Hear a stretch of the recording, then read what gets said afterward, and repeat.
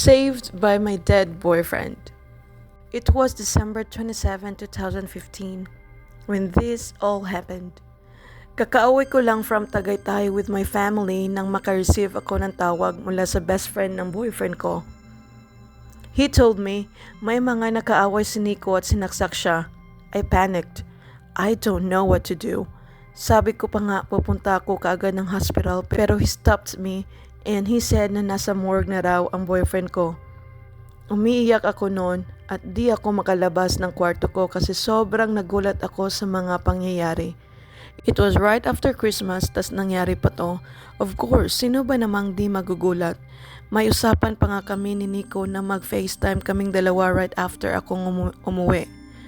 Pero paano ko na siya makakausap ngayong wala na siya? So, I prepared to leave para pumunta sa morgue. Nang mga around 10 p.m. paalis na ako ng bahay nung tumawag naman pinsan ni Nico sa akin. Ate, pinapasabi ni mama wag ka na daw munang pumunta sa morgue. Hintayin mo na susunduin ka ni kuya at papa. Ako, why? What now? Kasi sa totoo lang ayaw pa sabi ni mama. Kaso kasi, huy ano nga yun? Yung mga nakapatay kay kuya frat daw pala. Ngayon nasa kanila yung wallet at bag ni kuya. Yung phone niya nandito sa morgue, sirang-sira na. Tapos naka-receive si mama ng text ang sabi humanda ka daw. Bakit ako? Anong ginawa ko?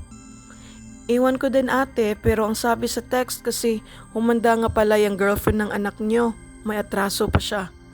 At doon ako kinalabutan ng todo at binaba ang tawag. Dali-dali kong chinek lahat ng pinto sa bahay at nilock. Di ako lalabas at ayaw kong tawagan pamilya ko kasi may pinuntahan sila at ayaw ko silang pag-aalahanin. Kaya dumiretso ako sa kwarto ko at doon nagstay. After a few hours or so, umiiyak pa din ako. Wala naman kasi akong alam na kaaway namin ni Nico. Tulog na ako nang mag-text ang isang unknown number at ang sabi, "Be, si ate mo to, pabukas ng pinto o, dalian mo na." I was shocked and confused. Di naman nakikitext si ate at lalong alam ko number ng pamilya ko at sila lang ang magkakasama.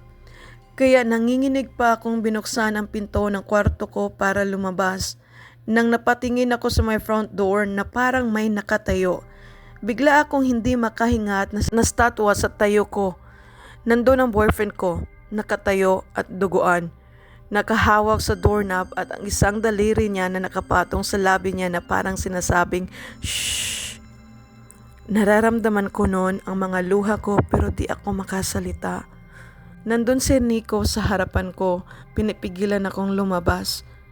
Lalapitan ko na sana siya nang mag-ring ang phone ko.